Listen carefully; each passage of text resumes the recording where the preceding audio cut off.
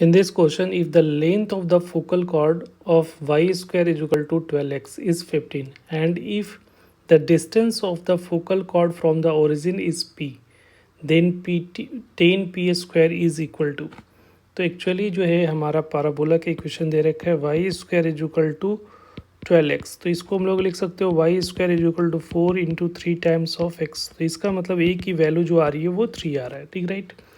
तो यहाँ पे जो है हम लोग को जैसा कि क्वेश्चंस में बोला जा रहा है फोकल कॉर्ड का लेंथ हम लोग को गिवन है, तो फोकल ये स्टैंडर्ड पैराबोला कुछ इस टाइप से बनेगा, राइट। ये स्टैंडर्ड पैराबोला है। तो यहाँ से फोकल कॉर्ड जो होगा ये हमारा फोकल कॉर्ड होगा ऐसा, और ये फोकल का कोऑर्डिनेट आपको पता है जो दे रखा है एस जो होगा वो 3,0 होगा क्योंकि ए की वैल्यू 3 है, ठीक है। Y square is equal to 12x ये पैराबोला है। तो ये पी क्यू जो होगा वो फोकल कॉर्ड होगा।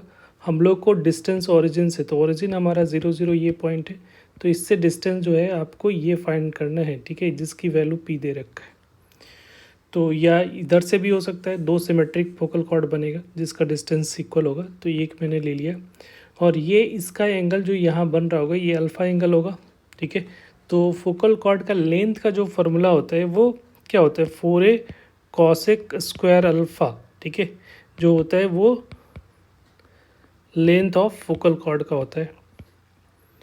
तो ये एंगल अल्फ़ा है तो ये भी एंगल क्या हो जाएगा अल्फ़ा, और ये जो है ओरिजिन से डिस्टेंस 3 यूनिट है, ठीक है।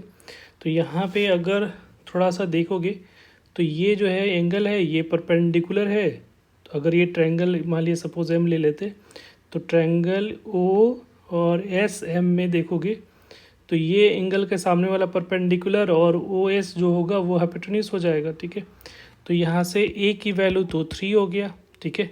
और कॉसेक थीटा कॉसेक अल्फ़ा अगर ट्रायंगल इस ट्रायंगल में बात करोगे ओ एस एम में, ठीक है, तो ये ट्रायंगल में जो है परपेंडिकुलर पी है, तो ये जो हो जाएगा परपेंडिकुलर पी बाई हाइपोटेन्यूज 3 का whole square that is equal to दे रखा है लेंथ ऑफ फोकल कॉर्ड कितना दे रखा है 15, तो ये 15 के इक्विवेलेंट हो जाएगा, राइट।